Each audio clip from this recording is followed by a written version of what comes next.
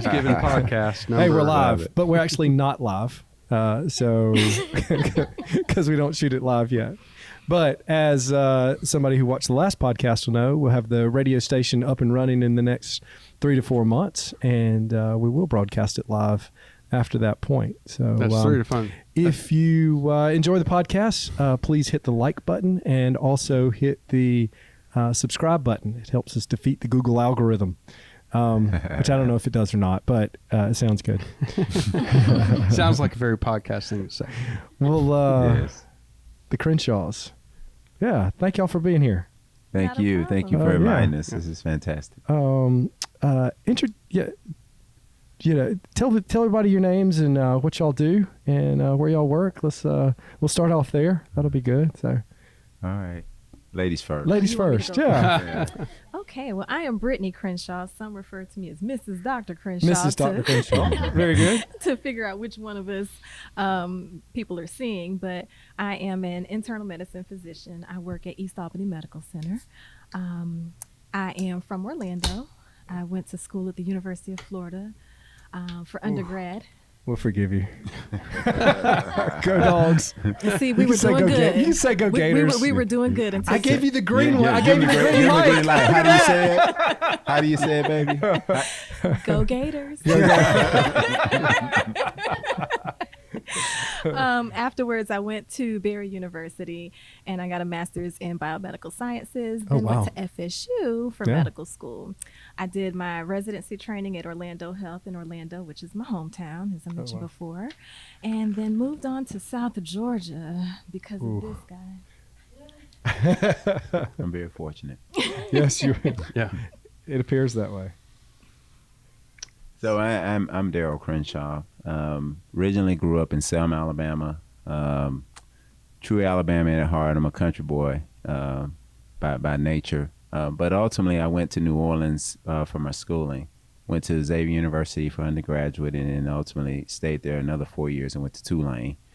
And left Tulane and came back to Alabama, trained at UAB for internal medicine, and then traveled up to Emory and did my nephrology fellowship.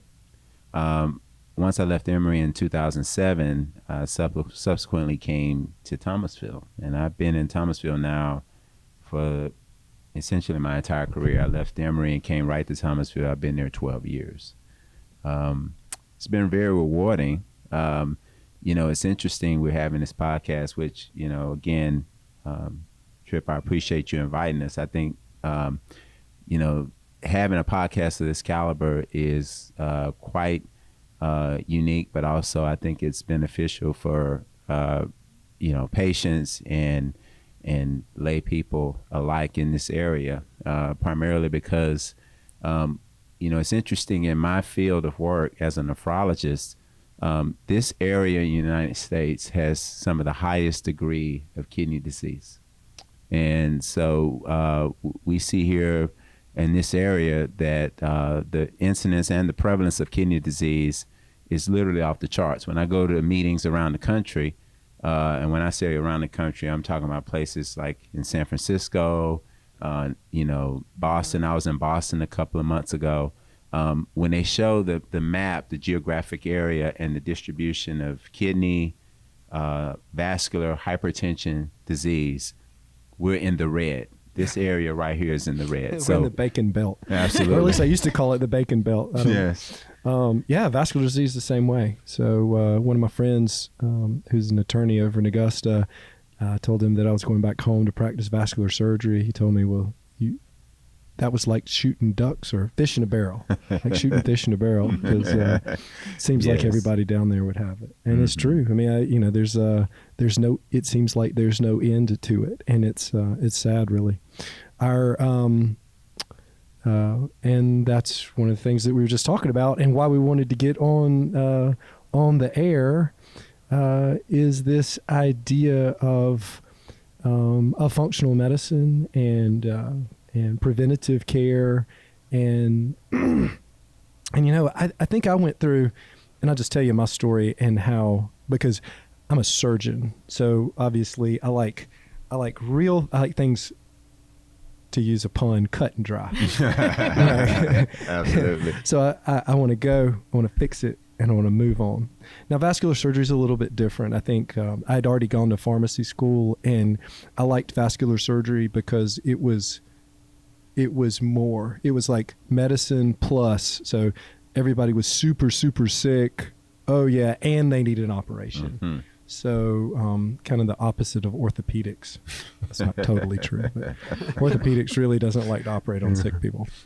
But what we were talking about is this, and I guess what comes to mind is this idea of are the things that we just mentioned, the hypertension, hyperlipidemia, diabetes, obesity, chronic disease just in general, is it preventable to a certain degree, or is it treatable without tinctures and poisons and surgery? And so with that, tell us a little bit about A4M certification and how that has played a role in your practice, and have you applied it to your practice? Because you and I have the same patients. So you figured that out. Yeah. I've been sending a lot your way. Yeah. Well, first I'll talk about how I got into it. Yeah. I never really heard of this field of medicine in my traditional internal medicine training. Really eat that mic so you're in there. Yeah, pull it towards you a little bit. Is that better? Yeah. Hello. I just want to make sure we get all this good stuff. Okay. So once I moved to South Georgia, I did notice that there was a significant increase in the incidence of hypertension, diabetes, really, really, really sick people. Yep. My first year out felt like another year of residency training with the amount of sickness that I saw coming into the clinic, not even in the hospital setting. So with that being said, I met a now friend and colleague who told me about the program and said it would be a good idea for me. So I looked into it and thought that it would be interesting because there are a lot of aspects of anti-aging functional medicine that can be applied to our traditional practices in the clinic. So after going through the modules and coursework and testing, and even there was a verbal exam and a written exam. Yeah, to get certified. It's Yeah. actually, there's a Yeah. cross-examination. And I felt like it was pretty interesting. It wasn't a hard study. It was actually a very interesting study that was quite applicable. The first real patient of mine happened to be my husband, so he was my guinea pig. I tried a lot of different things on him, and what was pretty interesting about doing functional medicine, anti-aging medicine, is it has a lot of different parts to it. There's Sure. not just one thing to focus on. So you have the diet, which is a huge part. What someone is taking in every day, and you ask the question of, can we prevent diseases, or can we at least manage them a little bit better with some of those ideals? And so changing my diet first and my husband's diet, we started to notice significant changes, improvement in your energy level. You learn a lot about supplements and nutrients to add to your regimen. Exercise is a major part of that. Strength training is another major part of that. So I found the whole study to be interesting and applied it to us first. And when people started to recognize the results, there were a lot of questions. What are you doing to your husband? Right. How did he lose that weight? Oh, that's awesome. Yeah. What was interesting, and that's how we started talking about it, wasn't it? Absolutely. Yeah, I can't remember exactly what it came up, but he said, "Man, I did that, and I feel a lot." He's like, "I feel a ton better." Yeah. And then I told him my story. I was putzing around. I'd eat one meal a day, but it was, it wasn't the right meat. It wasn't the right things. Zero sleep, less than 4 hours of sleep a night. I'm a workaholic anyway, so I considered it a badge of honor. Like if I can survive on 4 hours of sleep, I'm just better than everybody else. Stressed out constantly, not to mention, probably toxin exposure, and I'm constantly getting irradiated doing what I do. So I woke up and had polyarthralgia. And I dealt with it for like 6 months. Just ignored it for dealt with it. I ignored it for 6 months. And then finally I asked Dr. Abel, and and he ran some labs, and my ANA came back positive. I was like, that of course freaked me out quite a lot. And in the usual type A surgeon manner, went the exact opposite, cleaned up everything, got all this, started reading, he was, do you want to take X, Y, or Z? I was like, no, I don't want to take that. I'm not taking methotrexate, or I can't remember what the other things were. It's like, no, that won't work. And so, and I can't remember exactly what my titer was. I think it was like 1 to 1800 or 1600, something like that, and got it down to, less than 180. And so really, in my mind, had an effect on what was going on. Arthralgia's improved. I felt better. Just everything was better. My mind actually, so I did that once I got sugar out after about 60 days. It was amazing because there was such a craving, and it was such a thing that I just couldn't control. I couldn't control not going in and grabbing a donut if it was available and just shoving it in my mouth and then going and see the next patient. Well, one of the things that I like about what we do is keep people fed. I think that's just a mainstay of thing. Keep people fed. And so part of the diet that I present to our patients is gluten-free. The diet is basically gluten-free, dairy-free, sugar-free. But you can eat as many green leafy vegetables and colorful vegetables and beef, chicken, and fish with a little fruit thrown in as you want. Stay fed, because this is better than what you're doing now. And we've had some really good results with it. I don't know. What diets are you using for, and I have a lot of poor patients, and it seems like they're able to understand and do that. So it really, it's like football coach said, keep it simple, stupid. Gluten-free, dairy-free, sugar-free, and we talk about it all the time. So I definitely believe that you're doing that, because I saw a patient today that said you got onto them about their diets. And she said today, I am on a very, very strict diet. And I was like, who put you on this diet? She said, I went and saw Dr. Morgan and I'm struggling. I was like, well, why are you struggling? She says, I can only eat meat, fruits, and vegetables, and I am struggling, Dr. Crenshaw. I said, okay. I thought that was pretty interesting, but she was at least trying. Yeah. And I do believe in when we instruct our patients on their diet to make it as simple as we possibly can, because I see a lot of people who get very frustrated and discouraged because they feel like they can't eat anything. If you tell them that they're diabetic, or if you tell them that they're hypertensive, man, I can't eat nothing but salads. And that's not the truth. So, for the most part, what I do is instruct them on a low salt diet. Don't add extra salt. Keeping in mind that canned vegetables have a high sodium content, so you want to limit that. But like you mentioned, we do see a lot of people who have issues with their finances, and so canned goods is the best option that they have. So rinse those canned vegetables off, or consider getting frozen if you have a deep freezer, so you can put those in your freezer and warm those up later. Experimenting with vegetables is another instruction I give some of my patients. Try something different. Of course, here in the South, a lot of people like collard greens, and that's their only real vegetable that they get in. If you start mentioning anything other than that in you can lettuce, mention turnip greens. Yeah, you can mention turnips.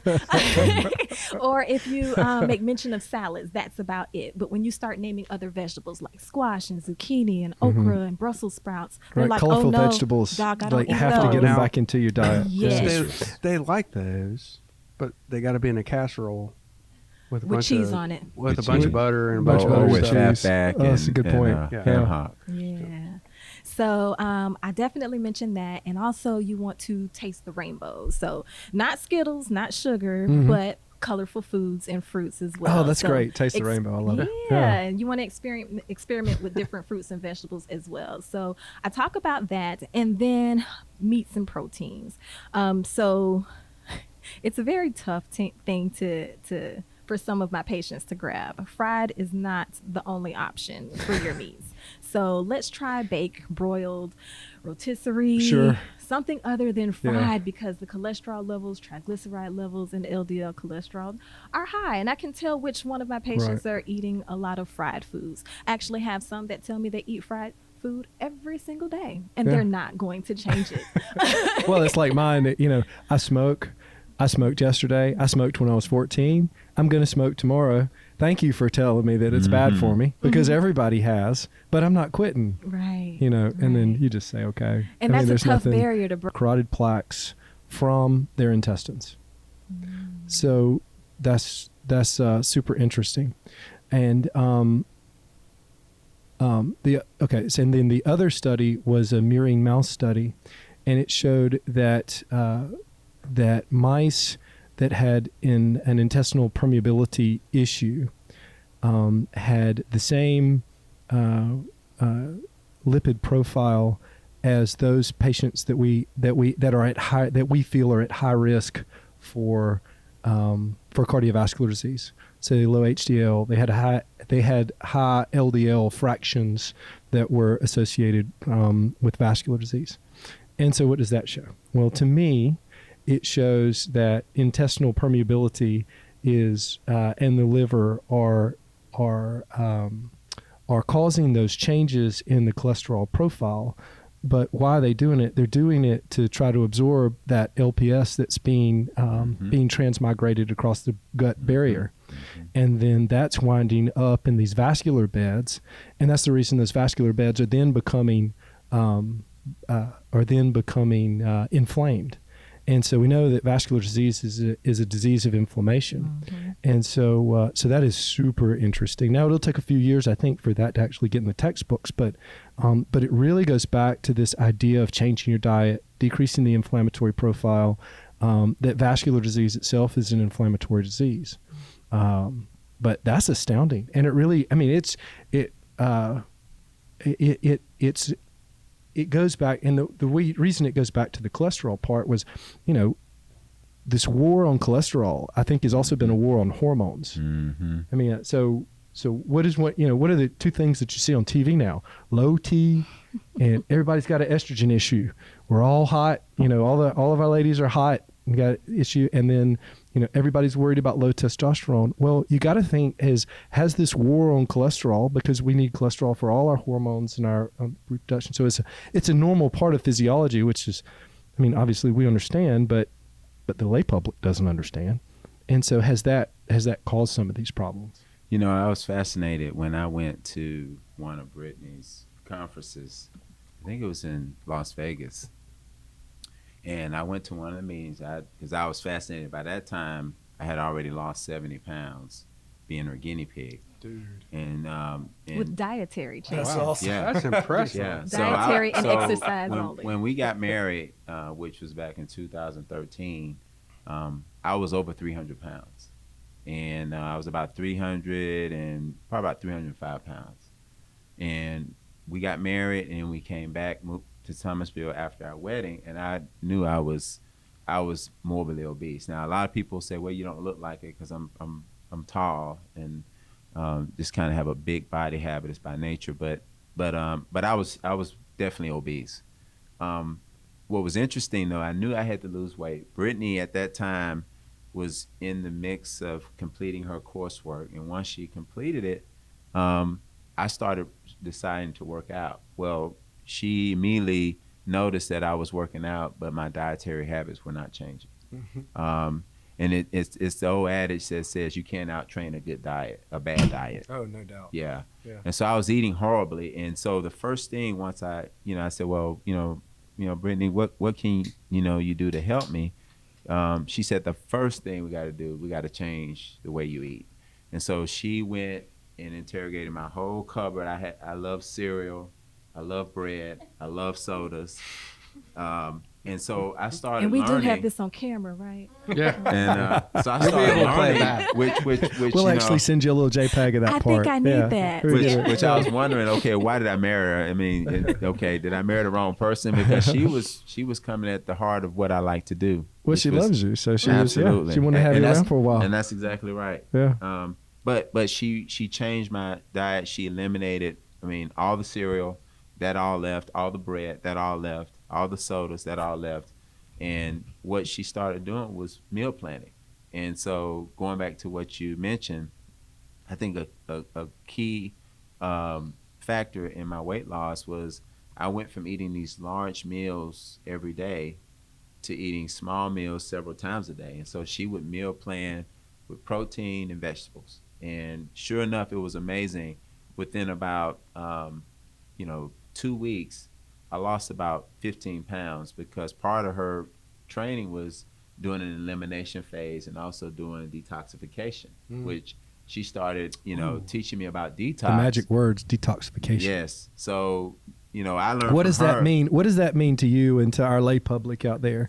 Because I think, there's a lot of hokiness. Yes. Like people, Yes.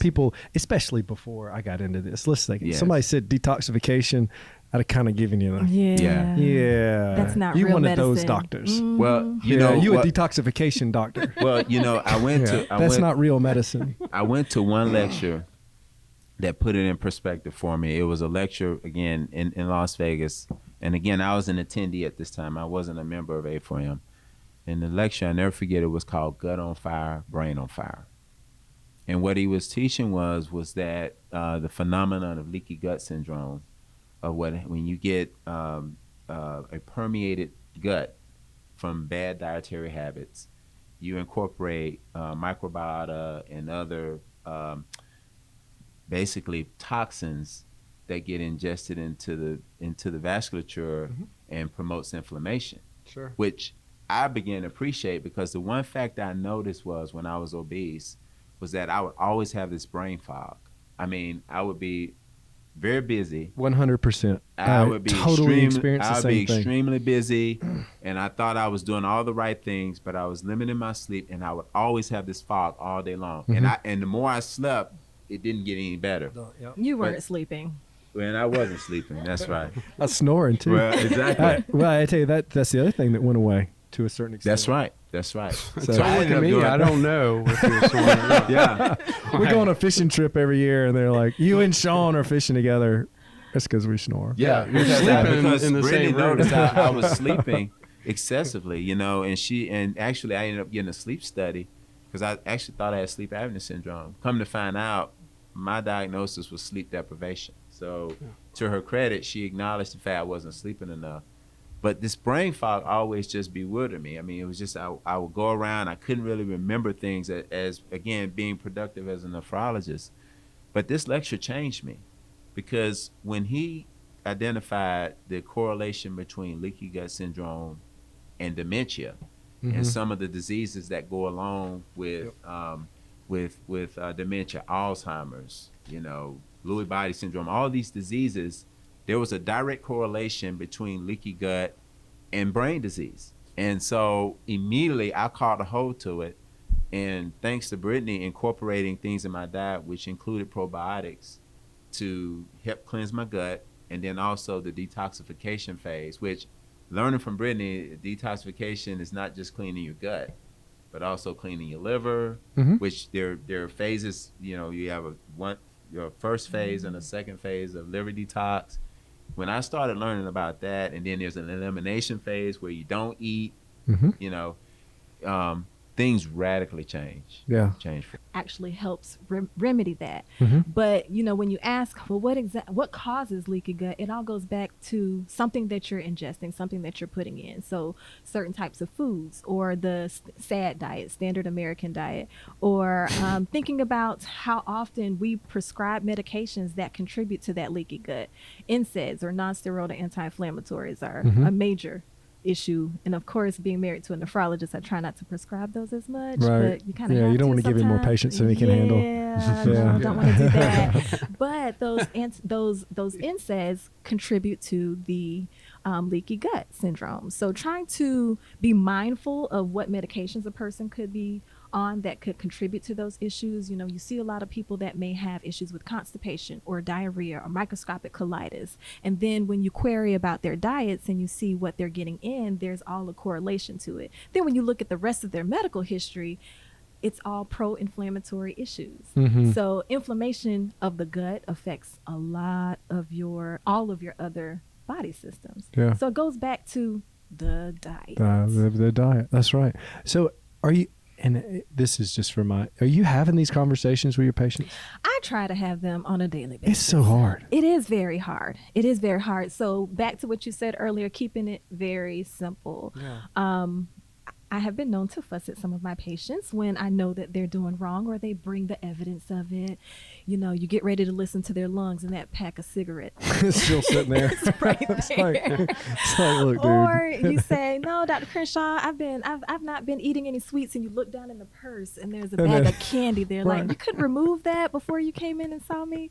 So if they have the evidence on them, I will point those things out. Cheeto fingers. Yeah. That orange telltale. Well, this is dust. a 10 out of 10 pain. Yes. Okay, well, I can help you. I can make this 100% better. It's going to take 3 days. You need to eliminate these 3 things from your diet. I just can't do it, Doc. Mm-hmm. Can't do it. I just can't do it. I mean, how many patients do you have that aren't like 7, 8, 9, 10 out of 10 anyway? On pain? I'm always like 10 out of 10 is emergency room. Yeah. Mm-hmm. It's always an 8 They're like, or 9. okay, it's a 9.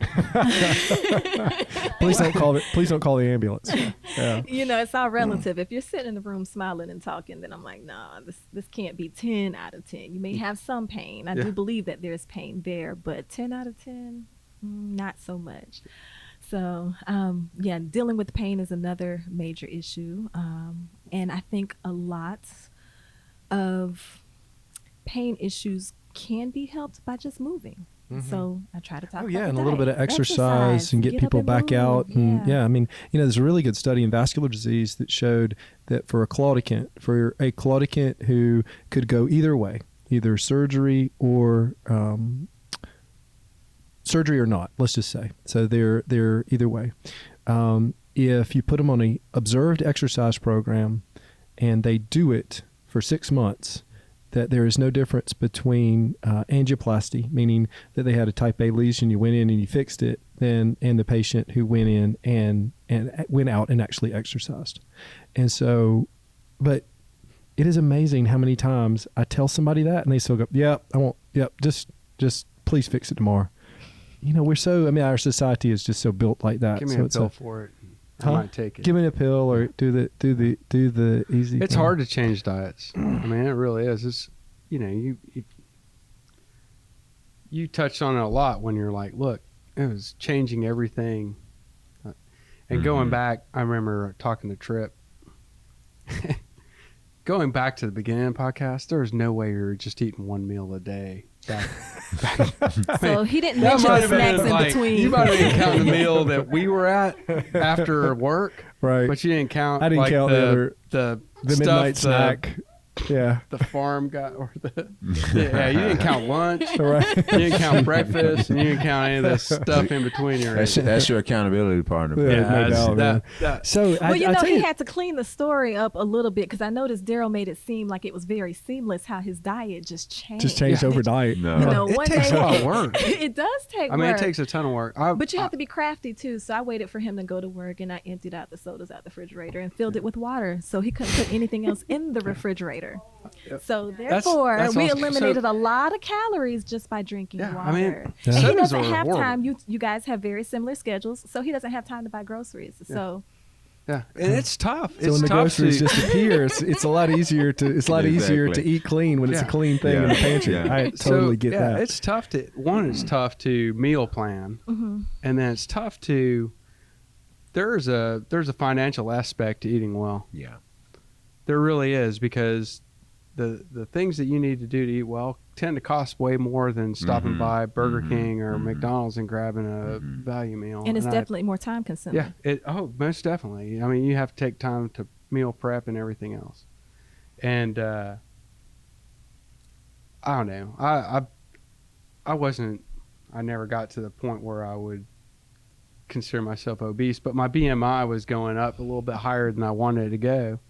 And I had to clean my act up a little bit. And I did last year, and Tripp sent me this thing that he was doing, and it was, I mean, when I read eat one organ. Oh no, he's talking about organ meats. I was like, I'm not I love the idea of organ meats. I mean, I I can't say that I actually have participated in it, but I do like the idea of it. I mean, the diet I got liver from given, him. at least all of your B vitamins, coenzyme Q and all the cofactors coming from heart, pancreas. I mean, it just hasn't. I mean, so instead of doing that, that's actually a really good transition into supplements. So what supplements do you recommend, and where do you go with that? And is it different depending on different? I'm sure it's different depending on your patient. Yeah.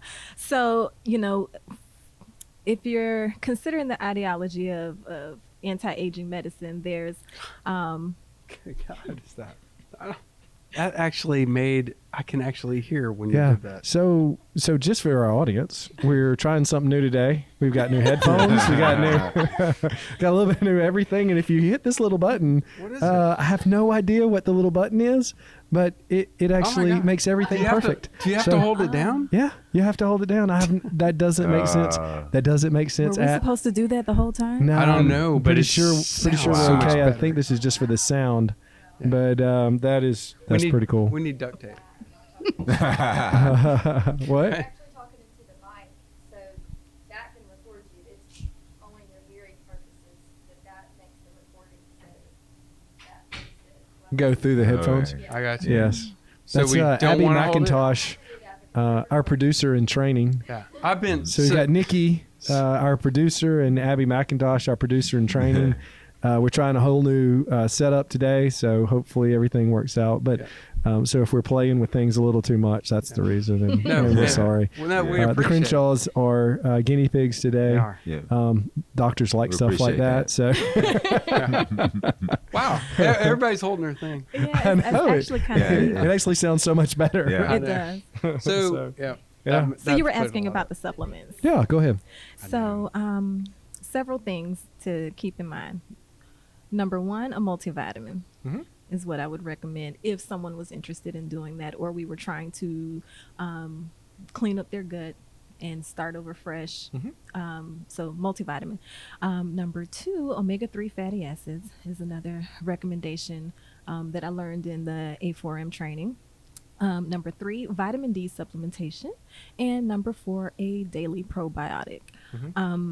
I actually, after I finished the program, I started taking the probiotic myself.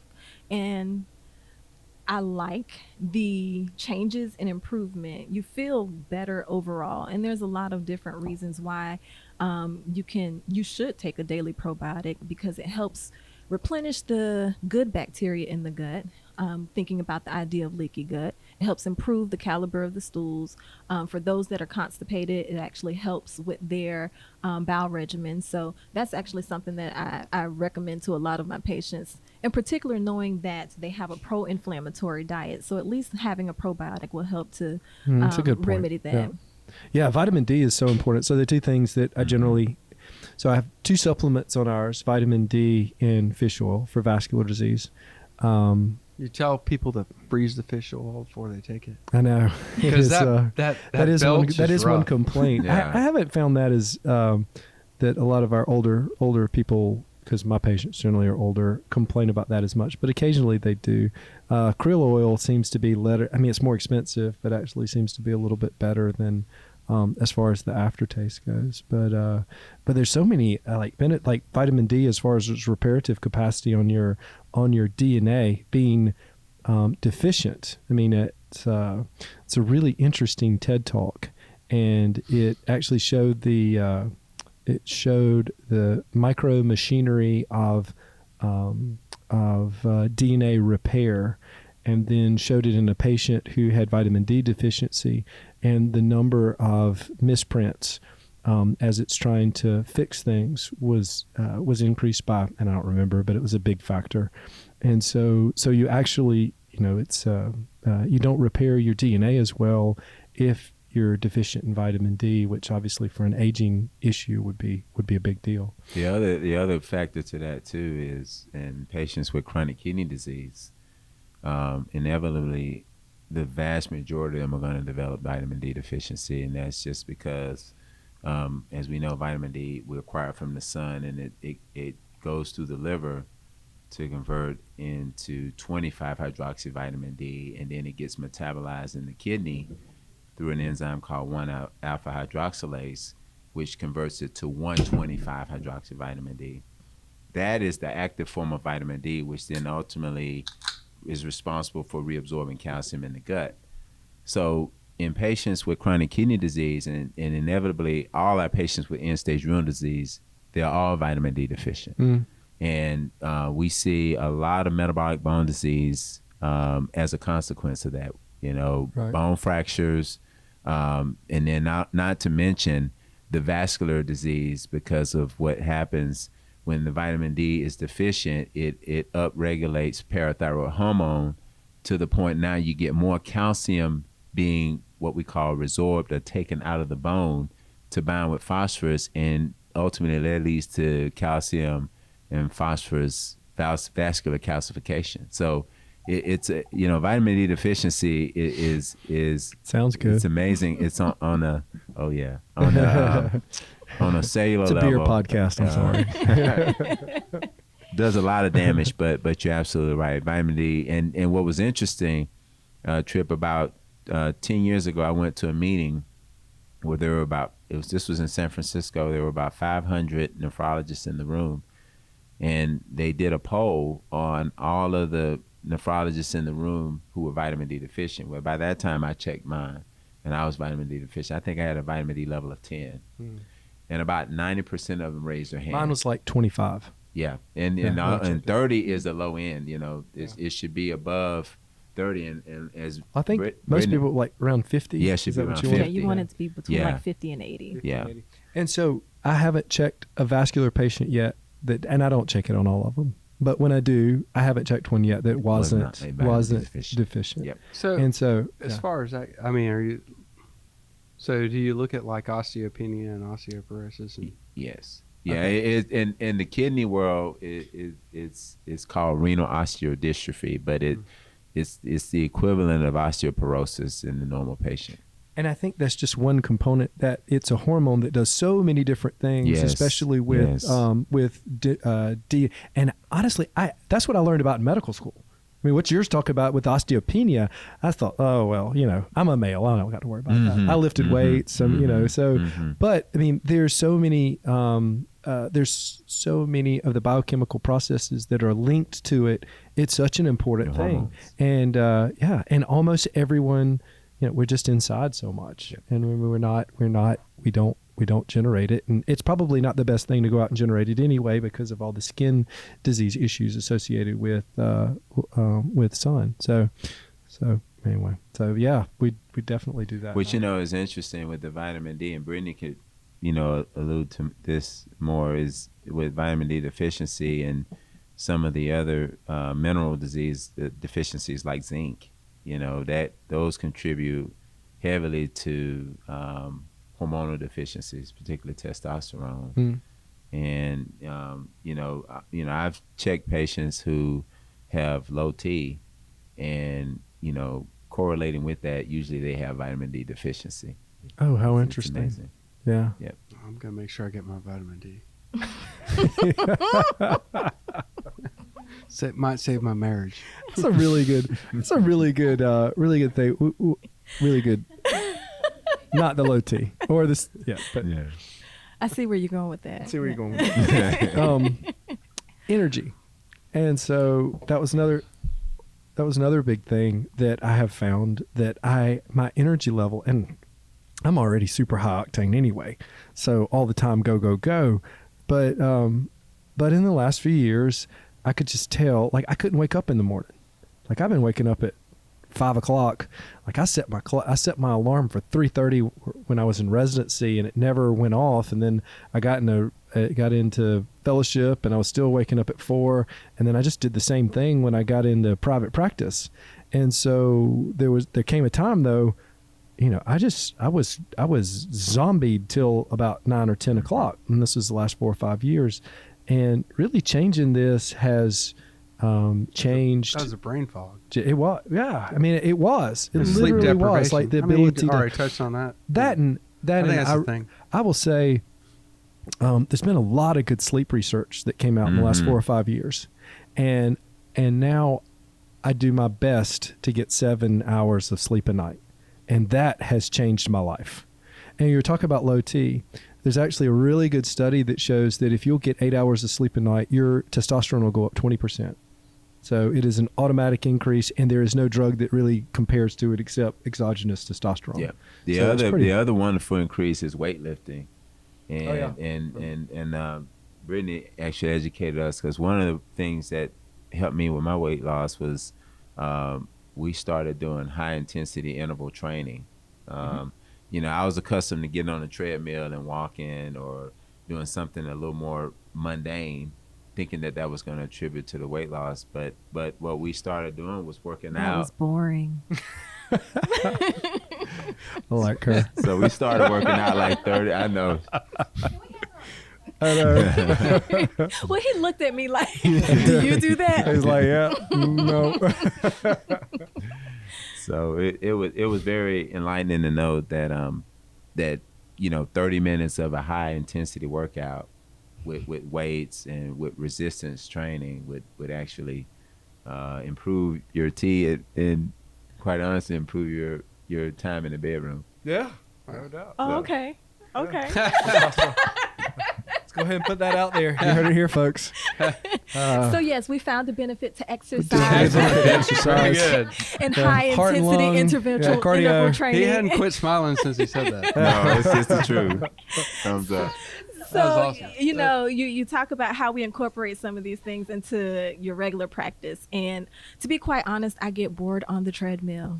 Yeah. I can't see where I'm going. Like, where's the end to this? So I just find that to be really boring. But we tried out this boot camp, high intensity interval training. And at first I was a little resistant to it because I didn't want to get bulky and I wasn't going for that look. But I found that strength training is great for your overall health, for muscle building, for weight loss. I think sometimes we have this idea that yes, you do gain muscle, which does cause you to gain some weight, but an important aspect of weight loss is actually doing strength training. Sure. And you don't have to spend hours at a time on a treadmill to lose weight. There are times where we've gone to the gym and we can go in and do a 30-minute workout and someone can still be on the treadmill for 1 or 2 hours. And you don't really see as much of a change. Right. I was actually reading an article the other day that talked about if you want to see your body change in different ways, consider the body types of people who do certain types of exercises. So the body type of a person who cycles versus the body type of a marathon runner versus the type of body for those that do high intensity interval training or a swimmer. And you can see that there are actually different body styles and types based on the type of exercise they do. So my recommendation and my personal philosophy is switch it up, change it, and do something that you actually enjoy doing. Oh, yeah, definitely. Yeah. You know, it's interesting because and this also I learned from Brittany, because I was the one that would, at 300 pounds, I would go run and try to jog 6-7 miles. And then she educated me. If you look at the average marathon runner, actually, unfortunately, they have a high degree of inflammation. And so if you look at if you look at their body, I was just thinking about that. Yeah, if you look at their body habits and you look at them, they don't really have much muscle mass. But you look at a sprint runner or some, disease as well as coronary disease. And so it's the exact same mechanism as leaky gut from the stress of running long distances over a long period of time. So interesting that the vascular biology actually correlates with the exact same thing that we started out talking about. Yeah, we used to do, Brittany and I, we have this one hobby. We do Spartan So it means races. don't run. No. Just kidding. we just lost a bunch of marathoners this podcast. That's right. No, it's But still we a may have good. saved their lives It's at still the a same good form time, of so we don't even. It's still a exercise. good You just form have of to do it in exercise. moderation. That's There you right. go. Have I love her. Oh, yeah. She actually, a group of us, we've done the Spartan races. I don't know if you've heard of those, but they're the mud races. And, they can go anywhere from Tough 3 Mudder? miles. It's the sister of Tough Mudder. Get Yes. shocked. and That's stuff. right. Sweet. Nice. That's high No, we intensity. weren't getting shot. No, we didn't get shot. Tough Mudder does a shot, but this one is Spartan race, multiple obstacles we've done up to 17 miles. We've actually went to Mount Killington in Vermont. You went. I visited. Yeah. And I was the cheerleader. It's kind of a rite of passage. But what was fascinating is that one of my colleagues, the way he trained was that he would run, 18 miles to train. And it was amazing. He's a colleague of ours, and it's amazing the times he would do that. When he was done running, he would go to work, and literally he would have hours of diarrhea and have this tremendous flu-like illness. He would have to go home. Yep. Yeah. Yep. Wow. It was horrible. Yep. The fever, the chills. It's a 24-hour flu. Yeah. Yeah. But anyway, it made me look into it. We found that, and then the correlation between that and the biology makes sense. So, which also makes me think about the cortisol levels of runners. Very good. Because you mentioned the stress of running, and there's a good stress and then there's the bad stress. But I can only imagine, based on the physiological response with the diarrhea, the fatigue, and the flu-like illness, that the cortisol levels were up. Yeah. Oh, which brings us to another great point. So diet is one of the things that I taught that if I can get. So here's kind of what I do. So have a patient come in, they got really bad vascular disease and they're kind of on the edge, and I get them, if I can get them to commit to the diet and like do it for a month and sort of get on that, then we talk a little bit about sleep. Then, the next time we'll say, okay, well, you're doing this, so sleep would be my second thing. And then stress and like the whole mental aspect to that, because everybody's life is stressed out. I mean, you ask modern people what's going on, how are you? Busy.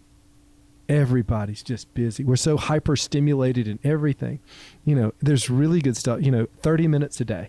Just 30 minutes a day of prayer. I mean, if you're not religious, then just some sort of mindfulness activity will take those hormones and stress levels sort of back down to normal, along with the 7 hours of sleep. And I sort of try to get them to commit to one thing at a time. I don't know. Do y'all, is that sort of a? Yes, I actually, committing to one thing at a time, because I find that I will get overwhelmed trying to make so many changes in a 15-minute office visit. That's not going to happen. The patient gets overwhelmed because they think that they can't do anything and they have all of these restrictions. Even for some patients, just to get them to commit to drinking water is huge. Right. Yeah, that's a big deal. I've asked people, well, when was the last time you had a glass of water? And I actually had a patient that couldn't think of the last time they had water. Oh, wow. Did you ever Months had have passed patients say, well, beer has water in it? I've heard those types of things, or the ice cubes in their drinks. But sometimes just starting with one thing, even like when we talk to patients about not smoking. Okay, can you smoke one less cigarette a day? Or could you just drink one bottle of water a day, make one small change, and then bring them back for a follow-up visit? Were you able to do that? Were you able to drink a bottle of water? Okay, let's see if you can go to 2. Or let's see if you can cut down 2 cigarettes, just to make small changes. And when they see the benefit of those changes, then they're more likely to make the long-term change or a lifestyle change. So with Daryl here, once I eliminated all the sugary drinks and the sodas and the energy drinks and all of that stuff, and he stopped drinking sodas. I remember the first time, this is before I even did the A4M training, when he stopped drinking sodas, and we were dating long distance at this time. This is before we got married. He came to visit me, and he was 20 pounds lighter. And I was like, what did you do? He was like, I just stopped drinking sodas. And part of it was that, I would justify and say I was drinking the diet sodas. But I learned about the aspartame from Brittany that, it actually makes you gain. It can actually make you put on weight. And so any of the artificial sweeteners are, have been told off limits. One of the things, thankfully, that I stopped doing was consuming a lot of sugar, just from what Brittany was telling me. And not only that, but even some of the artificial sweeteners, I didn't know that Splenda was actually 100 times sweeter than regular sugar, and so primarily now my only form of sweetening is stevia. Yeah. So this concept of the microbiome, or your gut bacteria being its own organ, I find just fascinating. And one of the things with getting back a little bit healthier is, or getting that part I feel like is healthier, is it sustains things easier. So, and this is what another thing I tell patients, like, I'm not taking bread away from you forever. Just think of it as a treat. And I'm not taking all these, if you really like an egg, and I don't know, whatever, cheese and a cheese egg omelet, I'm not taking cheese away from you forever, but just don't make it a component of every part of your meal. Mm-hmm. And I found personally that that I'm more resistant than I was. Like, it seems like the function of it is better and better able to deal with, say, gluten and dairy than I was before, and I don't feel as bad. I can definitely tell when I've gone for the mouth pleasure. Brought to you by Pretoria Fields Sholey IPA today. So his whole diet is based upon eliminating all the bad things, so he can have some carbohydrates. No, right. Yeah, and just a little bit of gluten. It's interesting. I've noticed over the last several years the impact of gluten and dairy in patients, especially my younger patients with kidney disease and particularly glomerular disease. I just had a young girl I saw a couple of weeks ago. She's a freshman in college, and if you looked at her, she looks like this total bill of health. But she had a substantial amount of protein in her urine, which is one of the biggest markers for kidney disease. And so ultimately, we ended up conducting a kidney biopsy, and she had what was called minimal change. If you eat a heavy carbohydrate diet, that will cause you to be more fatigued if the hormones are out of whack and estrogen levels off, or for a male, if his testosterone levels are off, then that can definitely attribute to adrenal fatigue. It's an overall phenomenon that affects the person's entire function. Is there any muscular pain associated with it? It can be, yeah. If you think about the person who has obstructive sleep apnea, and then they have the periodic limb disorder, and they wake up really tired with muscle aches, but they're not sleeping well, and they're not getting good oxygen to their brains in the process. All those people diagnosed with fibromyalgia for the past 20 years. Yeah. Well, it's amazing. the cases I've seen with adrenal fatigue in the hospital, where essentially the adrenal gland is burned out, they can't get out of bed. Yeah. That's usually the kind of the hint. Maybe, we need to check some tests to see if the adrenal gland is totally wiped out. But it's fascinating. I do think even when you look at the adrenal gland, there are other hormones that are in the adrenal gland that now have become recognized to play a role with high blood pressure. Not to mention now that the science is showing that diseases of the adrenal gland are grossly underdiagnosed in the medical community. Whether you have adrenal fatigue, we should be checking cortisol levels. I know in Brittany's level of training, they check oral cortisol levels, salivary cortisol. But even on our field aspect, where we're looking for hypertension, in other words, secondary causes for hypertension. Historically, it was always thought that about 95% of all Americans, if they have high blood pressure, it's genetic. It's what we call idiopathic. Yeah. But now doctors were just idiots. That's right. Exactly. That's right. Exactly. That's what I tell the patients. Exactly. It's idiopathic means we're idiots. We can't figure out what Absolutely. it is. But I think that was the thing that was after multiple Mark Houston, who's a cardiologist at Vanderbilt, and he's big in the A4M community, and watching some of his lectures on hypertension, almost completely, his point is the high blood pressure is a symptom. It's not a disease. That's right. We got to figure out what the cause of That's it right. is. And there is a cause. And so going through those things, and I think part of it is that drug companies came up with things to lower your blood pressure, and we thought we were curing something. We really weren't. No. We were just putting a stop on it. No. We were making ourselves feel better. Absolutely. Feel a lot better. The number one cause of now, and it's underdiagnosed, is sleep apnea syndrome. It's the leading cause, secondary cause, and then right below that is excessive aldosterone, levels of aldosterone, which now, like in the South, I think that's a thing. I don't know why it's but for African American population, especially when I first started practicing, because I was a pharmacist before, went to pharmacy school and then medical school, and so they've been on 5 different medicines, and that was one of the things that I would put them on, and it was invariably it is huge, like aldosterone, spironolactone. It's a good thing. So one of the new things that we're getting into, which has changed here, the laws have changed here recently, are hemp and cannabidiol. So if y'all, if you don't want to talk about it, that's fine. No, that's but fine. I just threw you. I did. I threw y'all both under the bus. No. So if you have an opinion on it, that'd be interesting.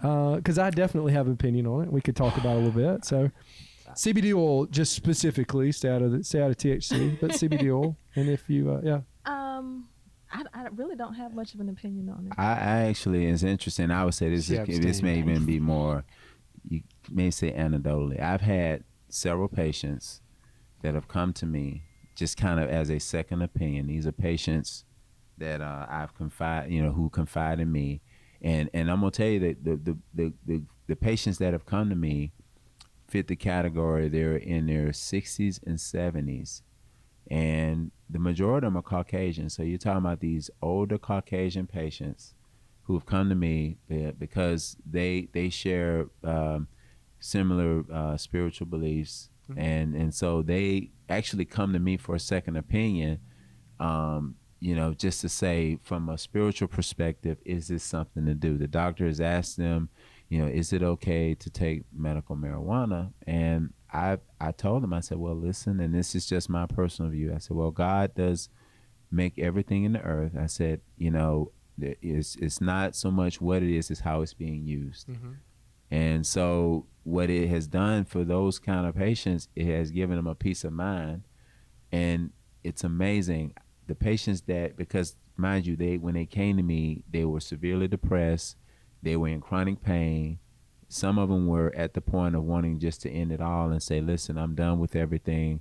And they would come to me and say, Dr. Crenshaw, what do you think? And I said, well, listen, give it a try.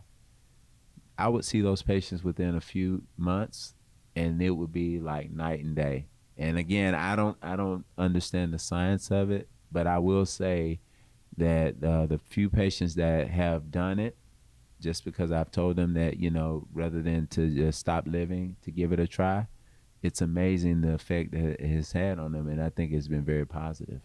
That's super cool. There's a lab out of Sweden, and obviously it was a Schedule 1 drug in the United States since I think the 1960s or maybe even late 50s, and so we haven't done any research on it in a long time. But you actually have a CBD system within you, cannabidiol receptors, and you have endogenous cannabidioids, and I tell you the one that I like the best is if you're completely full and yet somebody was to put something that was really like delicious in front of you, say you're super full, but grandma made your favorite cake, okay? The stimulant that allows you to eat that cake and get a little more full, a little less full, that's your CBD system. So that's kind of neat. But anyway, so I'm glad to hear your that twinkle in his eye again. That little twinkle in your eye. Yeah, well, it's a 7 transmembrane receptor, Absolutely. just like just like your some of your other G protein mediated receptors. So it's there. It was meant for something. We either evolved with the plant, or we co-evolved way long time ago away from it. Thank y'all very much. Well, number one, anything else you want to say? No, this has been awesome. Yeah, It's fun. y'all enjoyed it. Yeah, good. Well, it was a little bit of an experiment today. We'll. I know we got the audio down. We'll see how the video turns out. I had rescheduled with y'all a couple of times, so I didn't want to have to reschedule this time because I was looking forward to it. I'll be honest, awesome. a Thank you. little bit selfish. It was awesome. Thank you. I appreciate It was nice it. to finally meet you. Yes, you too. We talked on the phone a couple of times, and we both see each other's patients. Yeah. So appreciate all of that, and thank y'all. Thank You're you. very welcome. Yeah, excellent. Excellent.